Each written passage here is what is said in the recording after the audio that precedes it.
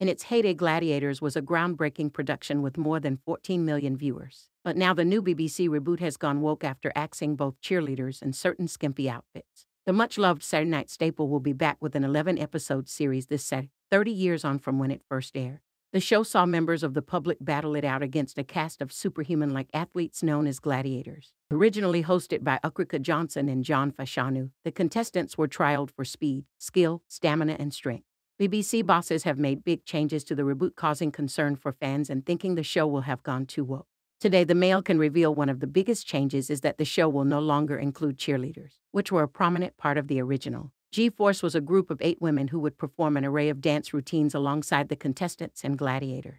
The axing of the cheerleaders comes as a shock after Donna Derby, host Bradley Walsh's wife and Barney Walsh's mom, was head choreographer in 1992 series for all 8 series. Talking about the launch of the reboot, Bradley said, "Barney's mom, my wife, used to choreograph all the cheerleaders and then subsequently became an associate producer on the show for all the boys that ran the show originally. I used to go down, I'd watch 5 weeks filming. It was great being there. And then Barney came along, and I used to walk Barney around in the pram around the arena floor, meet all the gladiators. He must have been about 1. And so it's a whole family affair." Earlier this week, the BBC were also accused of nepotism after casting father and son Bradley and Barney Walsh to present the reboot.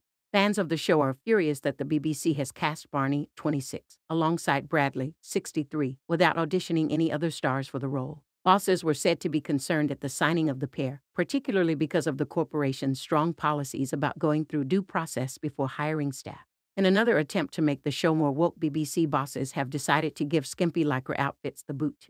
The 1992 show was almost as famous for the tiny spandex tops and pants worn by the contestants as it was for the drama and epic clashes. The female costumes were so tiny that Susan Cox, also known as Vogue in the series, later admitted that she had to use bum glue to stop her outfit from shifting out of place. Speaking to the Glad Pod, a podcast that interviews the ex-stars, Cox said, "There was a thing we all used to use. I'd never used it before, but apparently it's a bodybuilding thing called bum sticks. It's a bit like a roll-on deodorant, but it contains skin glue. I don't think the guys used it, but we girls used to use it constantly, so when we were rolling around, our bums didn't hang out.